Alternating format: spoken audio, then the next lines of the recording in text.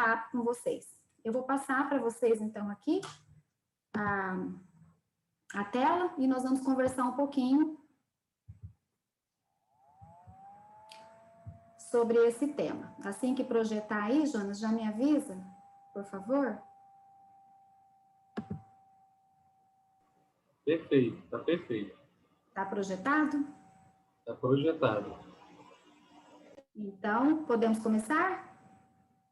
Podemos.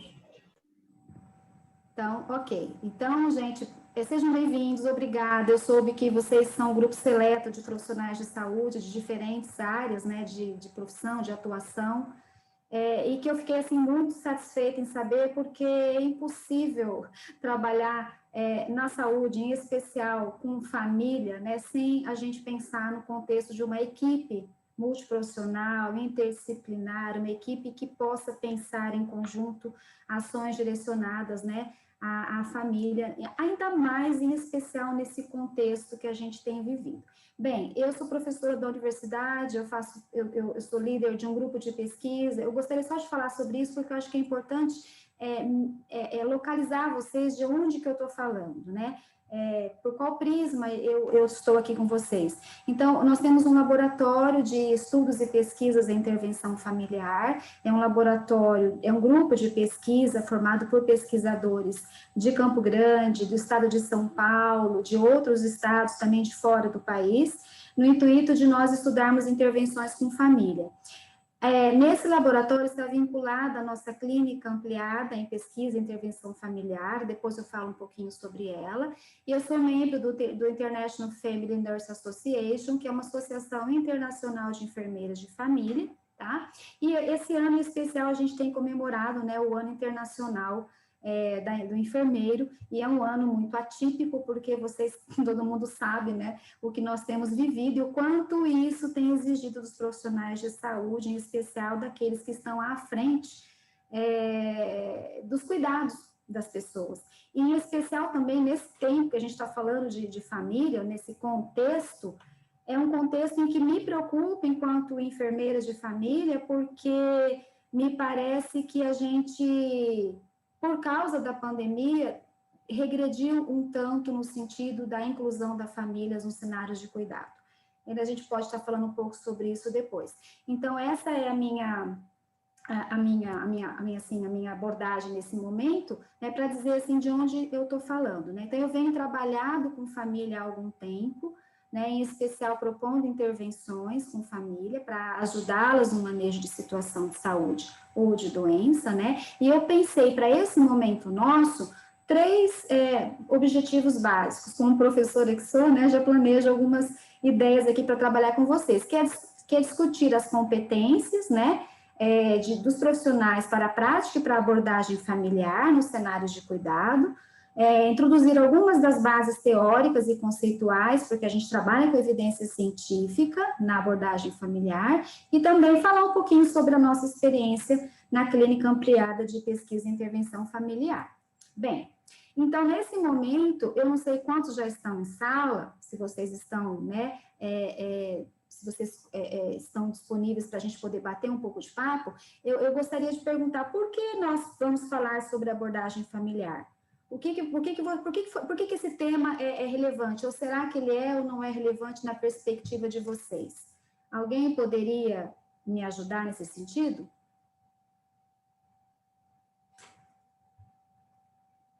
Eu adoro ouvir a opinião e as crenças e como vocês têm entendido esse contexto.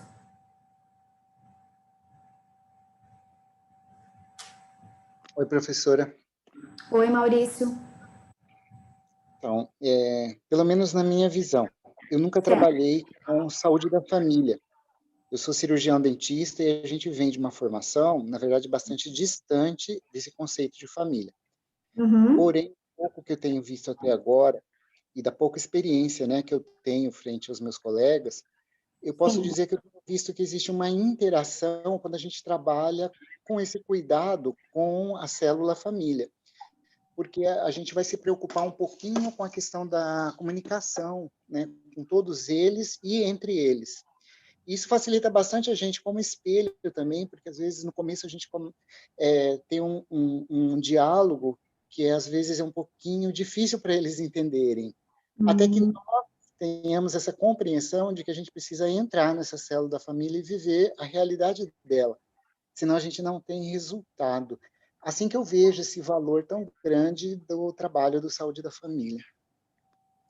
Perfeito, Maurício. Você traz algumas das suas experiências no cuidado de família. Então, você já traz a família como uma célula, né? Como um sistema, que é o que a gente vai trazer aqui também, e que se inserir a família, então, no seu cuidado, mesmo não tendo referencial ou base de formação, você percebe na sua prática que a não inserção da família inviabiliza muitas das suas ações, né? Então, isso que você traz, a gente vai discutir hoje, porque é importante nós identificarmos as nossas dificuldades, os nossos limites, reconhecer isso, mas também agir, né, em prol de o que eu posso fazer para me melhorar enquanto profissional, para estarmos com a família. Então, aqui eu faço esse questionamento, para que vocês se façam o questionamento.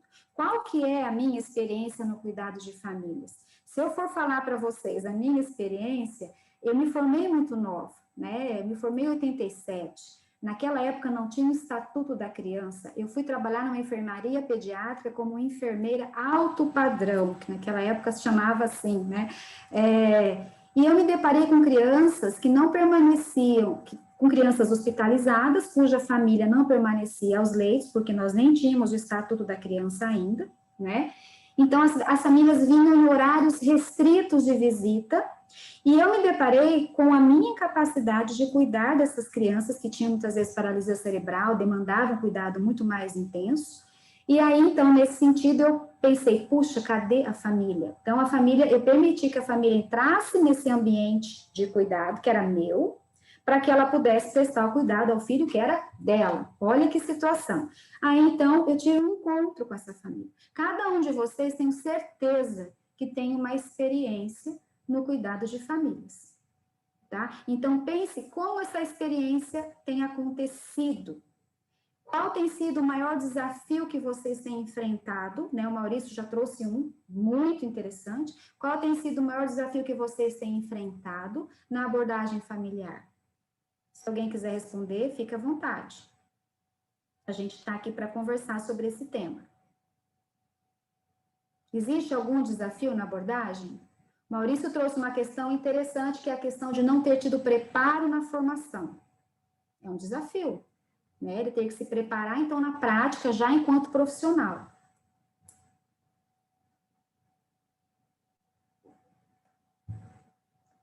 E ainda, como você conceitua a família?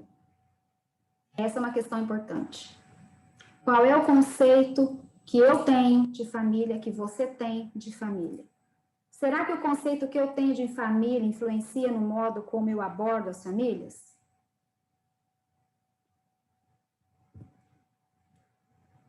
Bem, vocês podem falar, tá? Me interromper a hora que quiser, porque eu sou eu, como falei para o Jonas, eu sou uma italiana, eu gosto de conversar, eu gosto de falar e gosto de ouvir também a opinião de vocês. Alguém gostaria de falar sobre o que acredita, ou como conceitua, ou como define família?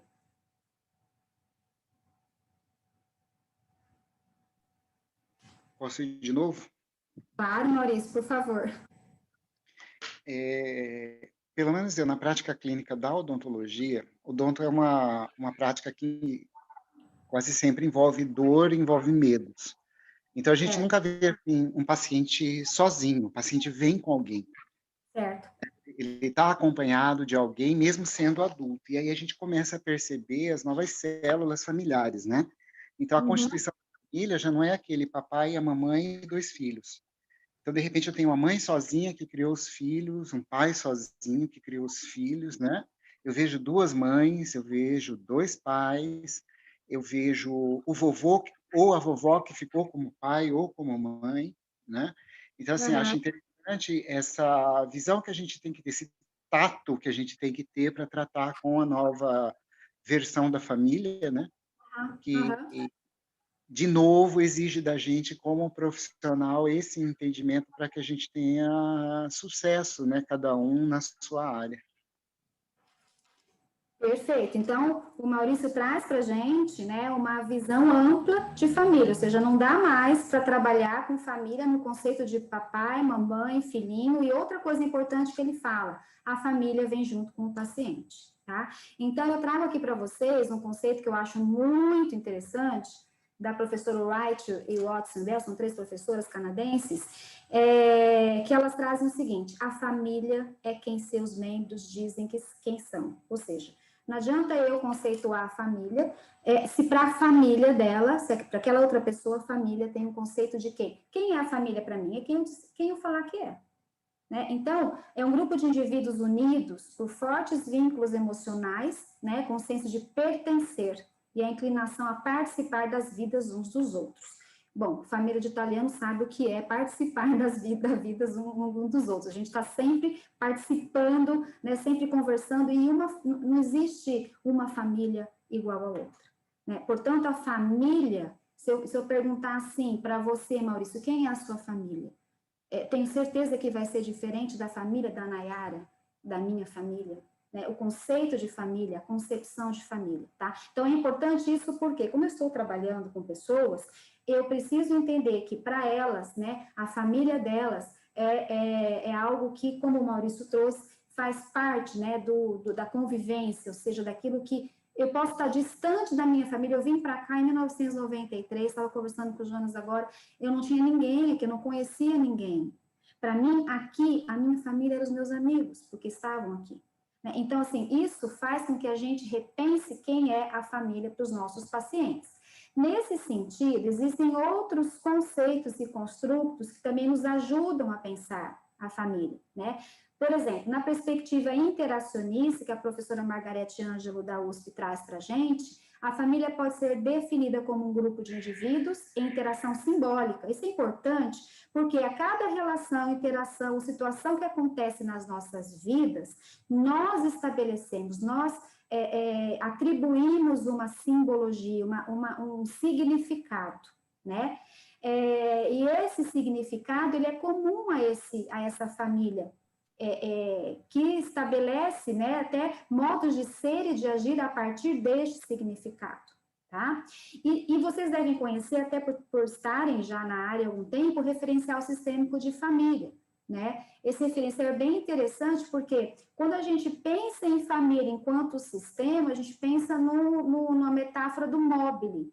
O que acontecer com um membro da sua família afeta você? A mim afeta. Né? Então, quando a gente traz esse referencial sistêmico, né, e o grupo da psicologia, nós psicólogos trabalham muito também com a questão da família enquanto sistema, com o sistema familiar e com os micro e macro sistemas, que são os vizinhos, a rede de apoio, a igreja, a comunidade, a própria unidade de saúde, a gente amplia ainda mais o conceito de família, tá? O referencial sistêmico de família me permite entender a família e suas singularidades. Me permite entender como que os membros, né, eles agem e interagem entre si, tá? Eu não vou me adentrar nisso, mas eu queria que vocês pensassem, que a gente está trabalhando a abordagem familiar, nos possíveis conceitos de família, né? E aqui eu não vou me deter muito, mas o papel da família é amplo na nossa sociedade, né? A família, ela funciona para alcançar necessidades, para prover recursos, né? Os casais adultos, eles buscam estabilizar suas vidas e encontrar necessidades afetivas. As crianças, elas têm na família o seu eixo, né, norteador, na família que elas aprendem a socializar, a conviver. Então, o sistema familiar é o maior contexto de aprendizagem para os comportamentos, pensamentos, sentimentos, para aquisição de hábitos, né, as crenças e as culturas. E os pais são os primeiros professores, né, que a criança tem. E a partir de como eles interpretam o mundo, é assim que eles também ensinam os filhos, né? Então, a família é a matrix do senso de identidade, de pertença que nós temos. E aí, então, diante disso, eu pergunto, qual é, então, o primeiro cenário de cuidado que nós, enquanto profissionais, vamos atuar? É na unidade de saúde, é o cenário de cuidado? Lá é o meu cenário. Mas qual é o primeiro cenário que o cuidado acontece a um ser humano? Né? Boa noite, Maria. Boa noite, Rejane. Então, nesse âmbito de família, ele é muito interessante, né? Porque nós tivemos um módulo referente à abordagem familiar, né? Igual o colega falou mesmo, falando sobre os seus formatos, tudo. O primeiro cenário, os primeiros cuidados são iniciados dentro da própria casa, né? O primeiro aprendizado, até quando nós estamos em consulta com algum paciente, ele mesmo referencia, né? Ah, minha avó me ensinou isso, eu tomo aquele chá porque minha avó sempre me ensinou isso, faz bem. Então, já vem de culturas anteriores, né? Então, assim, é uma abordagem que tem que ser muito respeitosa para não... É a cultura de cada um, né? Fora que, além tem a questão das etnias também, né? Por exemplo, aqui na unidade que nós atendemos no Copa Vila, nós temos uma população indígena, assim como alguns outros colegas têm. Então, tem que ser com muita cautela para não ofender a cultura deles e não ofender a família deles, porque eles viveram assim, os antepassados deles eram assim, e não somos nós que vamos mudar isso hoje, né? Então, assim, começa a primeira abordagem, né, na própria casa mesmo, né, com a própria família. Rejane, obrigada pela sua participação. Qual que é a sua formação, Rejane? Sou enfermeira. Enfermeira, Rejane. Muito bem. A Rejane, ela traz, assim, uma questão que do nosso dia a dia, porque às vezes a teoria é fácil. Nós temos que de certa forma, né, reconhecer que a casa é o primeiro cenário de cuidado, né, que existe um cuidado familiar que antecede ao nosso. Que muitas vezes não adianta a gente falar assim, olha, para uma mãe adolescente, para uma mãe de primeira viagem, que ela tem que amamentar exclusivamente, se ela vai chegar em casa, ela tem uma avó que fazia mingau de maisena para todos os netos, bisnetos, e não vai ser agora você, enfermeira recém-formada na unidade de saúde, que vai dizer que está errado. Como trabalhar com isso, né? Então, existem modos de trabalhar, e a Rejane traz uma questão que é sensacional, que é a questão de ela traz em não ofender. Não ofender implica em respeitar. Respeitar significa validar o que a família já tem culturalmente estabelecido e trazer para elas novas ideias que possibilitem elas a manejar diferente uma situação, né? Então, se a gente não trabalhar com a família enquanto cenário de cuidado, o nosso cuidado, ele, como o Maurício falou, não chega ao efeito que nós gostaríamos, ao resultado que nós gostaríamos, certo? Então, além disso, essas famílias, além de se depararem com várias circunstâncias do dia a dia, em especial atualmente, né, com toda essa diversidade que a pandemia nos trouxe, que aí a gente levaria um outro momento para falar sobre isso, mas e quando ela se depara com o adoecimento de um dos seus membros, né, e com as demandas de cuidado, como que isso é? Como que ela lida com essa situação? Né? Então, é importante entendermos, enquanto profissionais, que a doença é um evento da família, não é apenas da pessoa doente. A mudança, lembra da metáfora do móvel, a mudança em um membro afeta todos na família. Eu já falei, eu venho de uma família de italianos, e assim, por mais que tenha, eu e minha irmã somos enfermeiras, mas acontece alguma coisa com o meu pai e a gente sabe como proceder, os outros irmãos também querem falar sobre o que eles pensam e aí vira uma situação. Então, assim, é um evento de família que precisa ser considerada quando eu vou abordar essa questão do sistema familiar, porque senão o meu cuidado cai por terra, tá? A doença, ela ocupa um espaço na vida da família. Isso é importante porque esse ocupar espaço muitas vezes gera um sofrimento, né? Membros da família, eles são especialistas em suas experiências de doença, até porque a experiência de doença é deles e não nossa. Então, enquanto profissional, a gente compartilha daquele momento de experiência da família, mas a experiência da família, tá? Então, é fundamental ter essa compreensão e compreender que a relação entre a problemática de saúde, o contexto de saúde ou de doença, né, afeta a dinâmica, o padrão organizacional, o padrão de funcionamento, os papéis da família, né, e automaticamente a dinâmica da família, como ela se organiza, o significado que ela atribui à experiência afeta também a condição de saúde do membro doente. Então, isso é um sistema, por isso que sem a gente abordar esse contexto e compreender como é essa experiência da família, fica mais, no meu ponto de vista, mais complexo a gente conseguir estabelecer um cuidado a ela, né? Então, as famílias, diante de problemas de saúde, articulam mecanismos próprios de enfrentamento,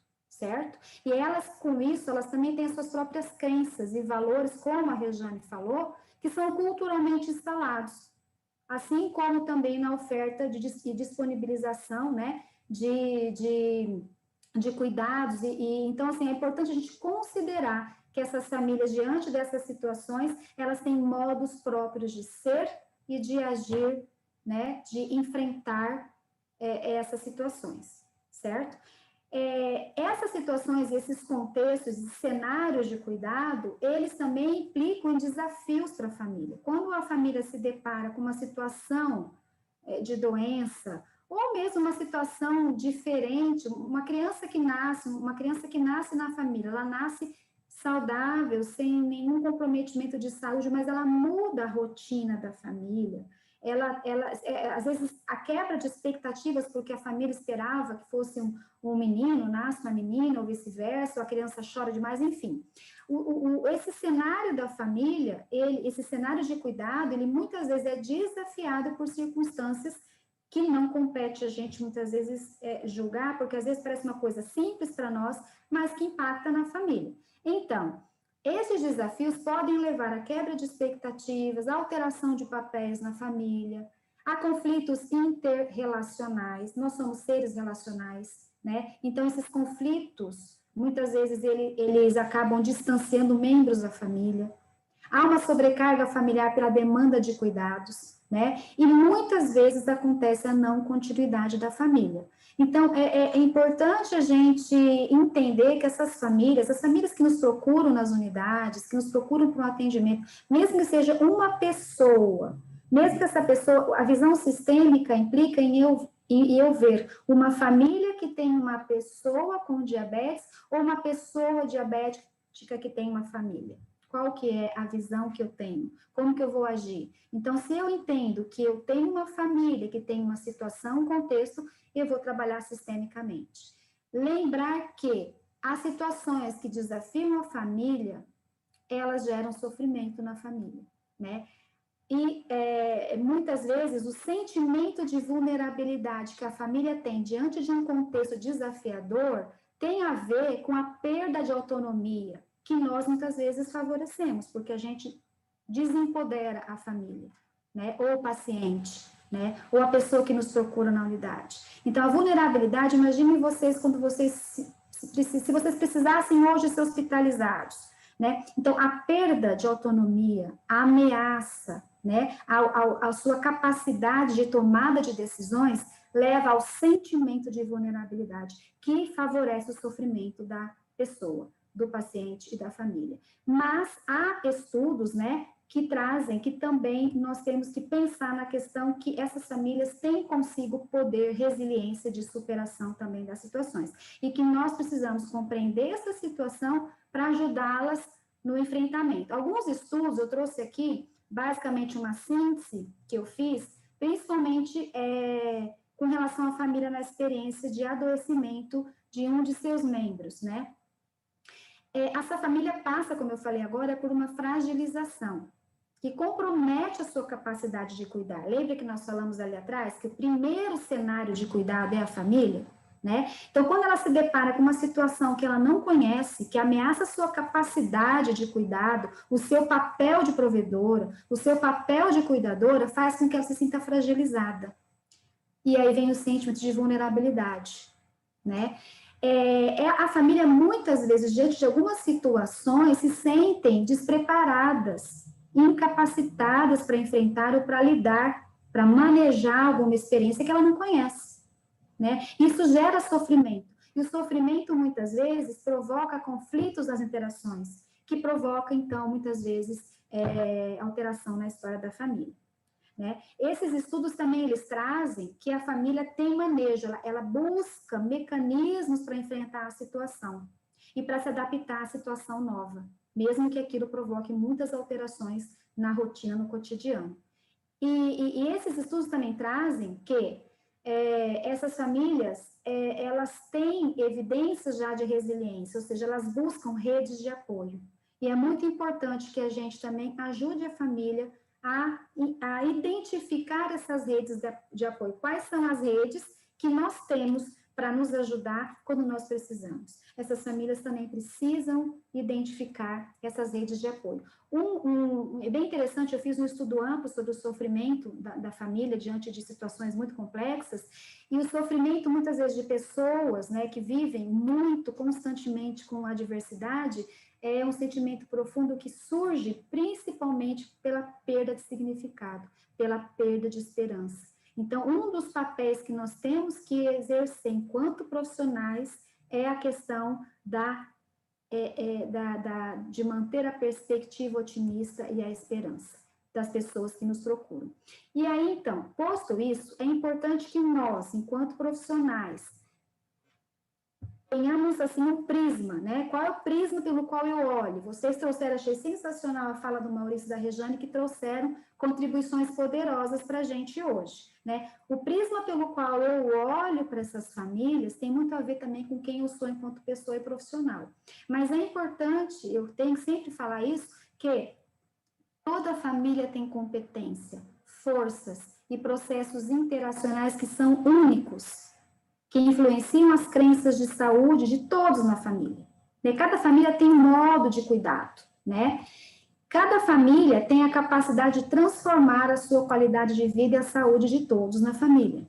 Toda comunicação verbal e não verbal da família é significativa. E uma das intervenções poderosas que nós, enquanto profissionais de saúde, temos que ofertar à família, qual é? E é uma queixa muito importante que as famílias têm. É o ouvir atentamente, é ouvir a narrativa da família, é ouvir as entrelinhas da família. A gente oferece muito pouco tempo, muitas vezes, mas não é o tempo assim, agora eu tenho que parar 1 hora para ouvir a família, não é isso. É ouvir atentamente, é estar com a família naquele momento, né? Observar a comunicação verbal e não verbal, isso também os psicólogos fazem muito bem. Todas as famílias possuem um legado cultural, como a Rejane trouxe aqui, que é integral e é inerente à vida familiar e que nós precisamos reconhecer na hora do nosso cuidado. E aí, trazendo para o contexto do cenário de cuidado, que é a atenção primária à saúde, que aí é um pouco mais a casa, né, nossa casa como profissional, né, a gente sabe, eu não vou falar sobre isso, vocês já tiveram outros momentos, né, já sabem, mas assim, só lembrando que a atenção primária é primeiro nível de atenção no sistema de saúde, né, nosso formal. E, na verdade, é a entrada, então, né, para qualquer nova necessidade ou problema de saúde dessas pessoas, das famílias, enfim, no decorrer do tempo, para todas as condições. Então, a PS é a porta de entrada, certo?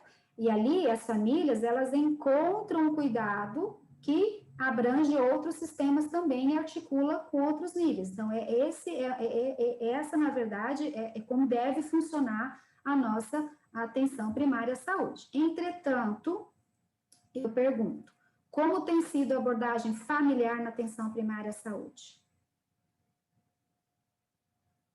Quem gostaria de pontuar, ponderar? Aqui não é um momento para vocês acertarem ou errarem, não é essa a intenção. A intenção é vamos conversar. Como que tem sido isso na prática, na abordagem, na atenção primária? O que vocês têm observado? O que vocês acham?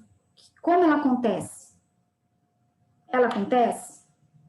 Se ela acontece, como ela acontece? Rejane. Então, Maria, essa questão da prática familiar, ela ainda mais nesse momento de pandemia, ela é um pouco mais complexa para a gente lidar. Mas tentamos, né? Principalmente nos casos pontuais que apresentam maior vulnerabilidade ou algum risco, né? Então, o paciente, quando ele vem para nós, em algum momento, seja para um diabético ou uma gestante, a gente já procura conhecer todo o contexto dele, individual e após o familiar, né? Onde que ele está inserido, qual que é a família dele, qual que é o formato da família dele, né?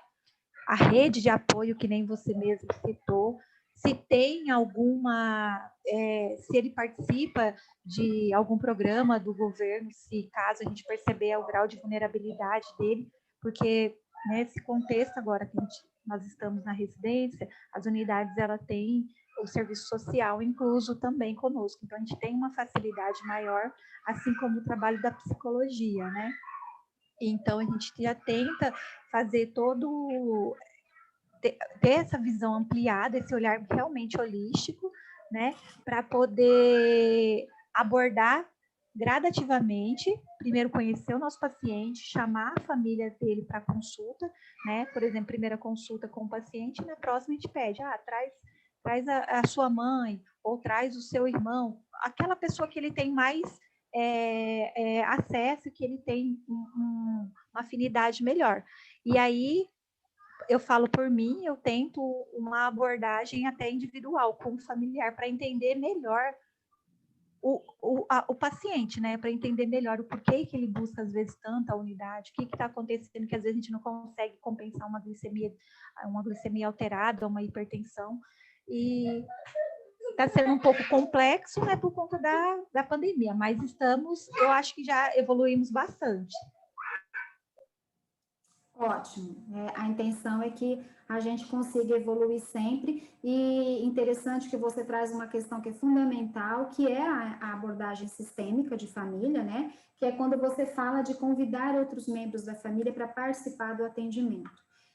Lembrando, então, que essa pessoa, ela faz parte de um contexto maior, de um sistema maior que é a família. Então, se a minha ação, a minha conduta, a minha orientação não tem surtido efeito, o que será que tem acontecido? Né? Nós temos muito hábito, enquanto profissionais, de culpabilizar, de responsabilizar o outro por aquilo que a gente falou e ele não fez. A gente tem mais dificuldade de nos reexaminar, de nos perceber, de nos avaliar, né, no sentido de o que está acontecendo para essa situação permanecer assim. Então, em alguns estudos que nós fizemos, veja, não estou aqui generalizando, tá? Mas em alguns estudos que nós fizemos, a gente tem observado que ainda há um distanciamento do profissional, da equipe. Isso não tem que ser uma ação individualizada. A gente está num sistema de saúde, nós estamos num sistema de atenção, né?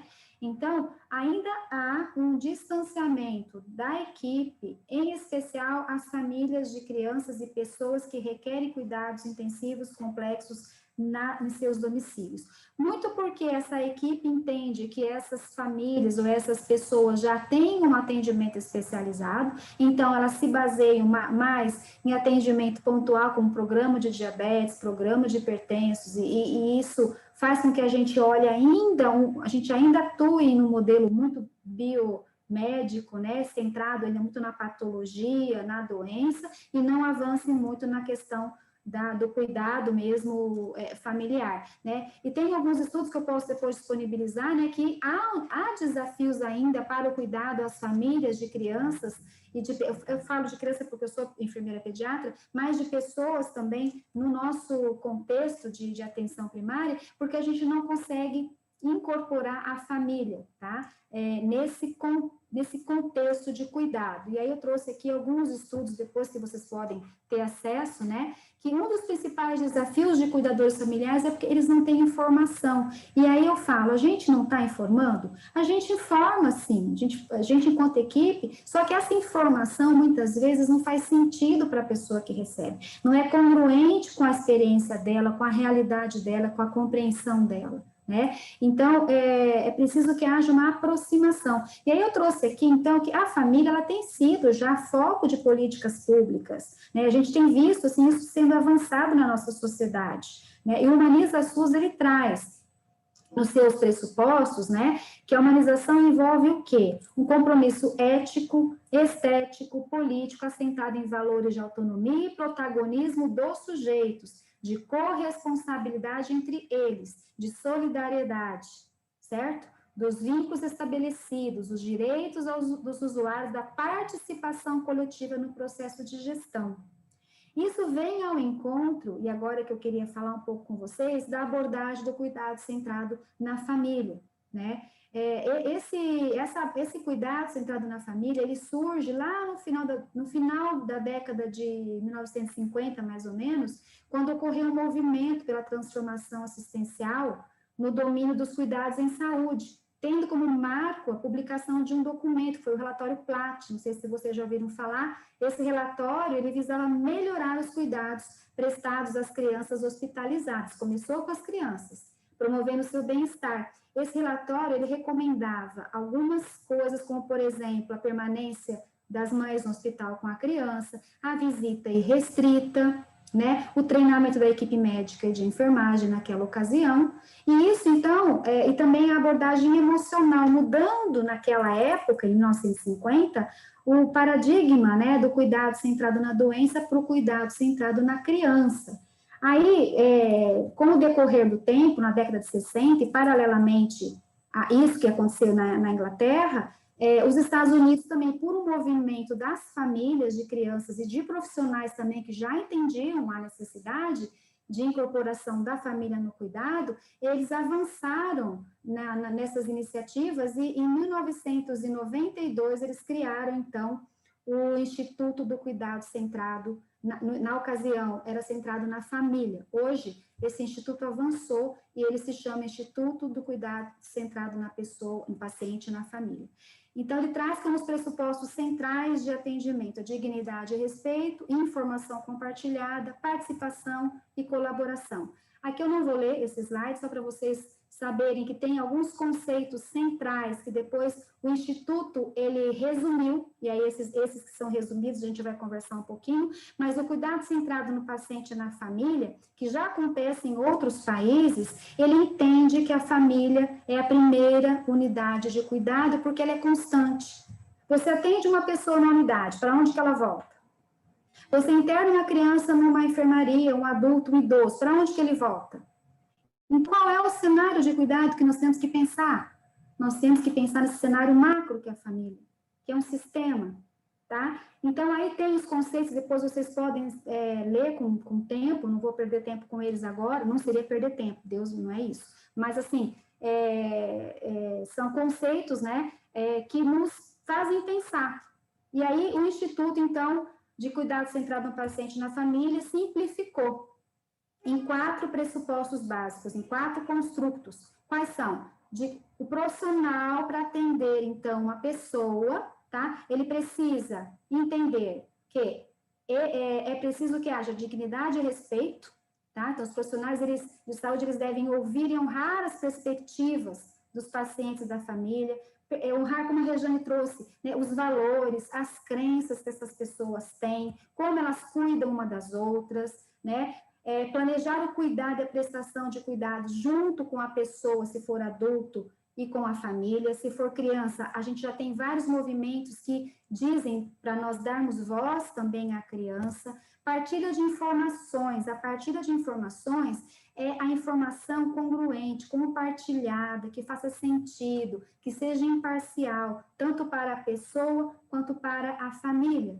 Eu atendi uma vez uma criança que ela tinha um diagnóstico de osteosarcoma, era uma criança de cerca de 14, 15 anos, uma adolescente, mas ele veio do interior, faz muito tempo isso, mas assim, o que me chamou a atenção foi que ele, quando diagnosticou osteosarcoma, estava bem avançado, e ele hospitalizado, né, a equipe falava, desarticula, entra com quimioterapia, desarticula, e ele com muita dor.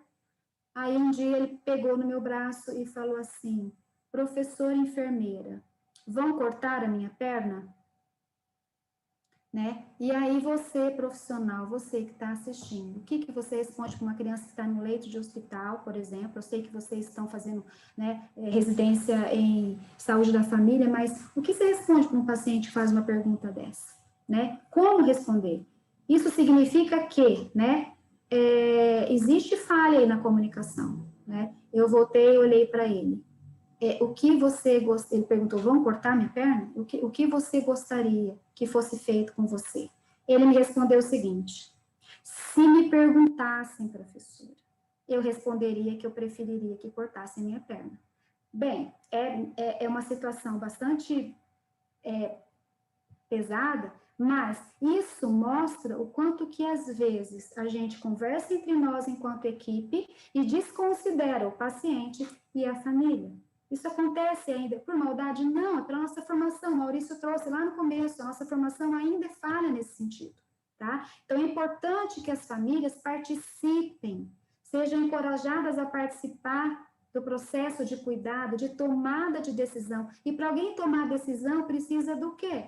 De informação que faça sentido, que tenha coerência, que ela possa se sentir apta para tomar decisão. E também outro pressuposto é a colaboração, né? Então, os pacientes e famílias devem ser incluídos também, por exemplo, quando a gente vai lá na unidade, ou lá nas políticas públicas, né, elaborar uma política, a gente tem a família lá, o usuário, a gente tem esse movimento, ainda bem, mas precisamos nos preocupar ainda mais em inseri-los cada vez mais nesse contexto de tomada de decisão, de processo decisório. Para tudo isso, é preciso o quê? Mudança de paradigma, mudança na nossa formação também. É preciso que família e paciente sejam o centro de cuidado, ao invés de apenas o paciente ser o centro do cuidado, a doença ser o centro do nosso cuidado, né? Pacientes e famílias devem participar das decisões em relação ao seu próprio cuidado de saúde. É preciso que haja uma mudança no modelo de tomada de decisão, para um modelo de decisão que seja compartilhada com o paciente.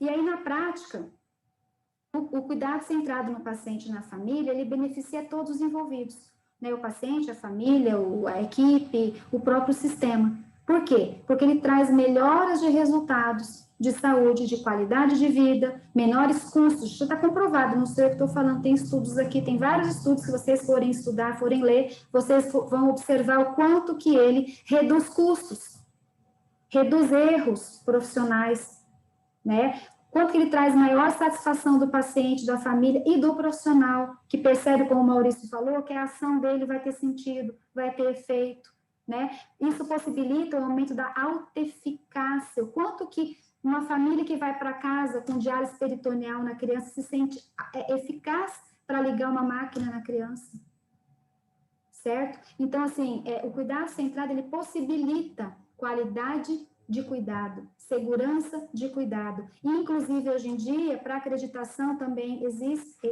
o cuidado centrado possibilita melhores avaliações, né? Então, eu não vou aqui me deter muito nisso, mas eu posso disponibilizar texto para vocês entenderem o quanto que essa abordagem possibilita melhores resultados do nosso próprio atendimento.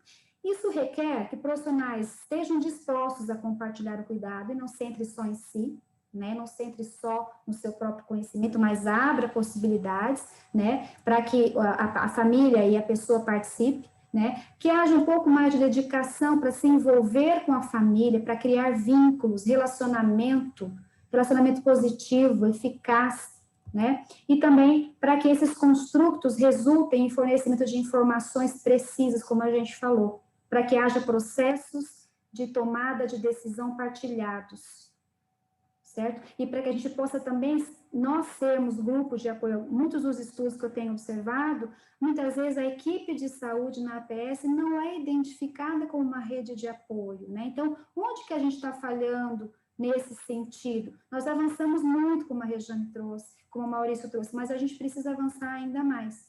Então, qual deve ser o foco das nossas ações com família?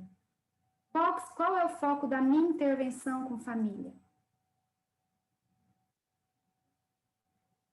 O que vocês acham?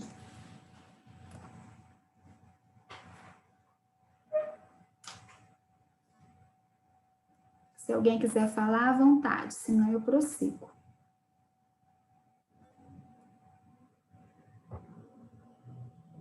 Todos são profissionais, né, que estão aqui na sala. Alguma ideia vocês devem ter. Então, qual deve ser o foco da minha ação com a família diante de tudo isso? O que eu tenho que fazer?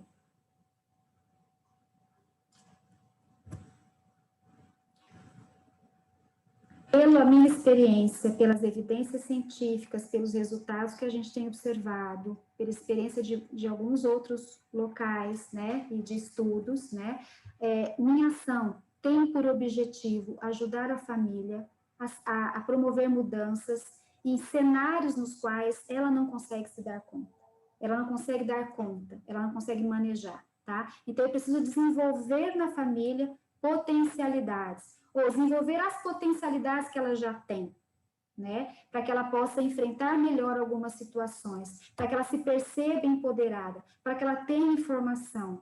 Então, eu como profissional preciso ajudar a família a fazer emergir os recursos, tanto familiares quanto recursos sociais. Eu tenho que ajudar a família a identificar qual é a rede de apoio que ela tem na hora que eu precisar ofertar um cuidado, que ela precisa de outras pessoas para ajudá-la no manejo de uma situação, né? Então, eu tenho que ajudá-la e promover empoderamento para que ela possa tomar decisões com relação ao cuidado da criança, do adulto, né? Do diabético, enfim, que ela tem em casa. E para planejamento desse cuidado, é preciso eu compreender que a experiência da família é um processo, que ela tem necessidades que mudam, vão se modificando conforme a situação vai acontecendo, né? Eu preciso conhecer a família que eu estou cuidando. O Maurício falou isso, eu preciso conhecer quem é a família. A Rejane também trouxe isso, para que eu possa promover informação e suporte adequado para que elas possam dar conta do seu papel de família, né? Do seu papel de cuidadora, do seu papel de célula, primeira cuidadora e primeiro cenário de cuidado. E compreender os estilos de vida que essas famílias têm e a maneira como elas cuidam. Então, a abordagem da família requer reconhecer a família como cliente, como unidade, como um sistema de cuidado, compreender o significado. Lembra lá no início que eu falei que as famílias atribuem significado? Qual é o significado da saúde e da doença, do adoecimento para aquela família? De ter diabetes, de ter um diabético na família, né? Existe responsabilização, culpabilização. Então, qual é o significado atribuído?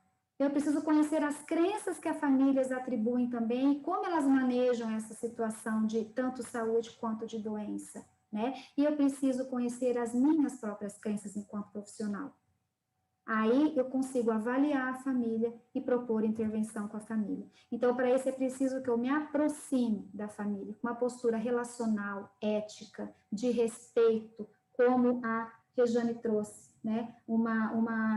De não ofensa, de escuta atenta, tá? Então, eu sou um aliado da família, não alguém que está ali para cobrar da família que ela faça como eu determino que ela tenha que fazer, como o programa determina que ela tenha que fazer, tá? Então, eu estou como aliado para, inclusive, entender o que está acontecendo, tá? Desenvolver uma visão proativa, sempre de proatividade, de perspectiva otimista, e nunca rotular a família como funcional, disfuncional, resiliente, não resiliente, família que adere, que não adere, a gente não rotula pessoas e nem família. É preciso para isso que a gente se engaje de maneira colaborativa com essas famílias e ver a família na relação que ela estabelece, né, com as situações em que ela esteja vivendo, né? Aqui só para vocês verem, a gente trabalha com a família como um todo e a gente usa muito a questão do genograma do Ecomapa, que é construído com os membros da família, é uma ferramenta bastante interessante que vocês devem conhecer, e é importante escolher um modelo de avaliação da família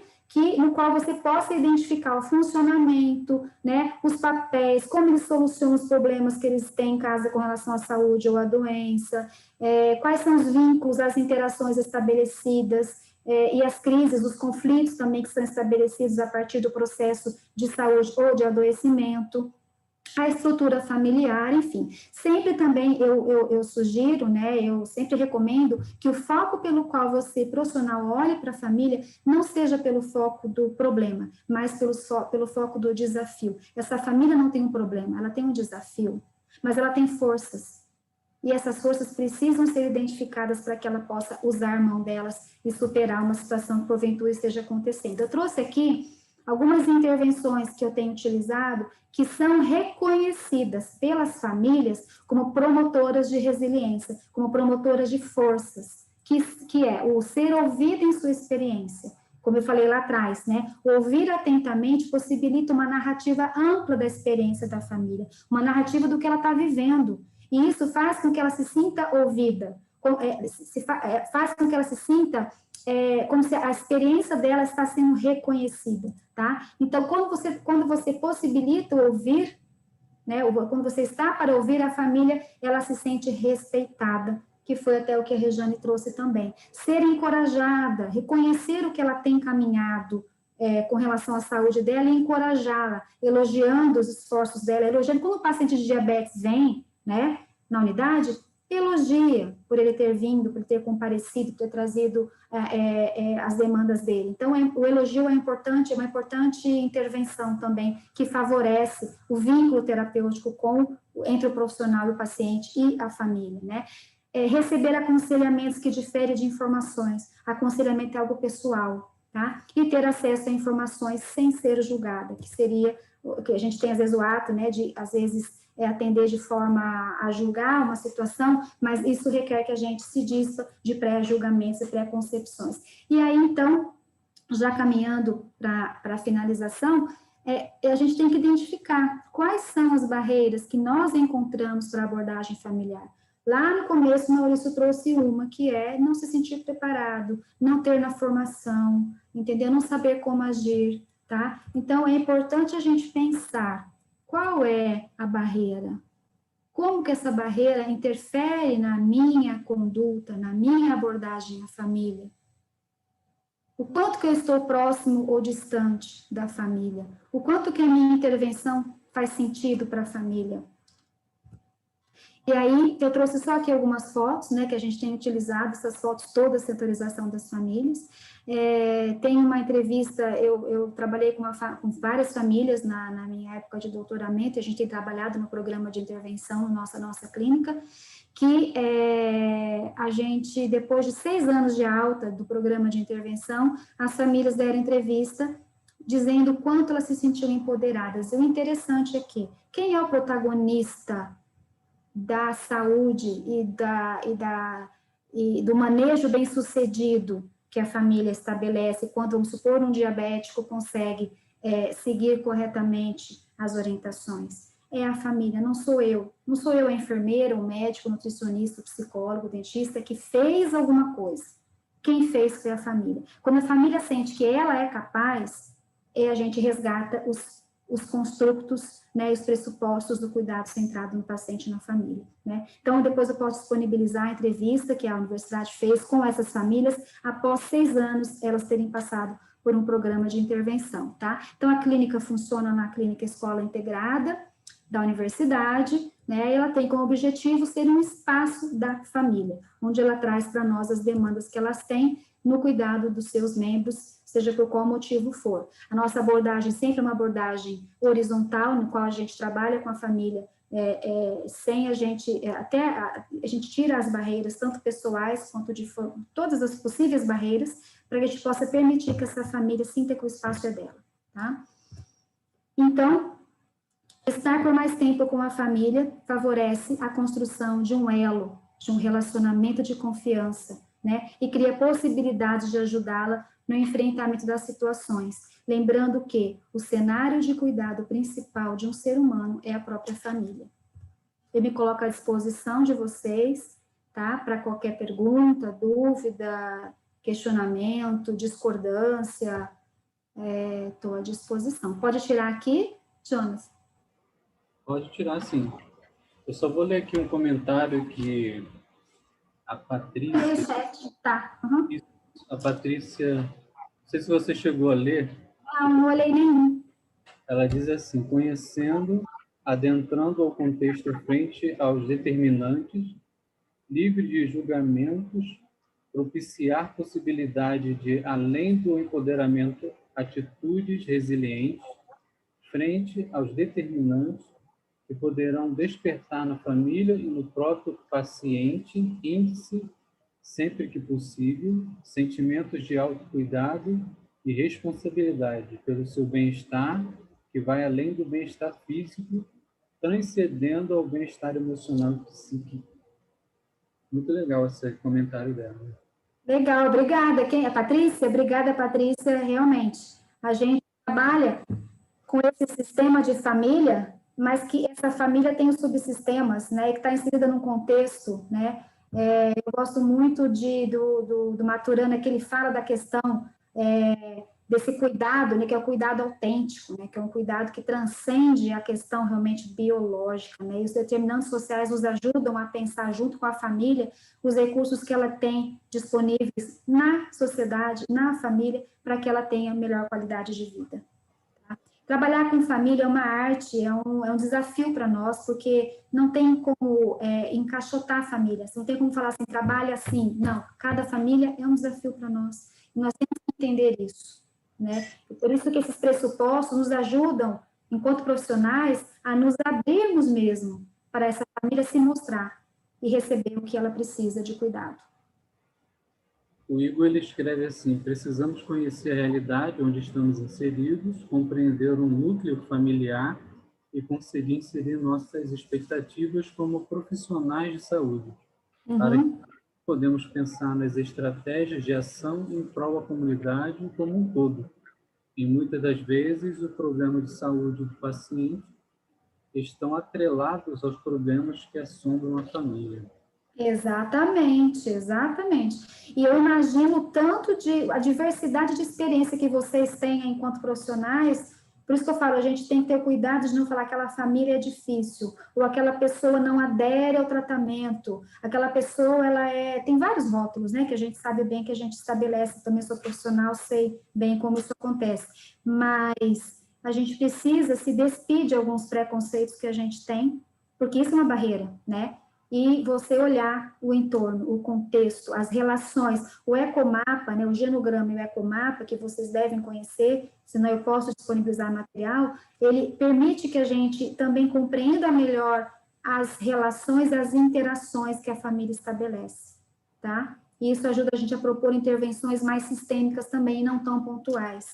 Tem perguntas de intervenção que a gente usa, por exemplo, quem na família tem sofrido mais com, vamos supor, o adoecimento do seu João por diabetes, por exemplo.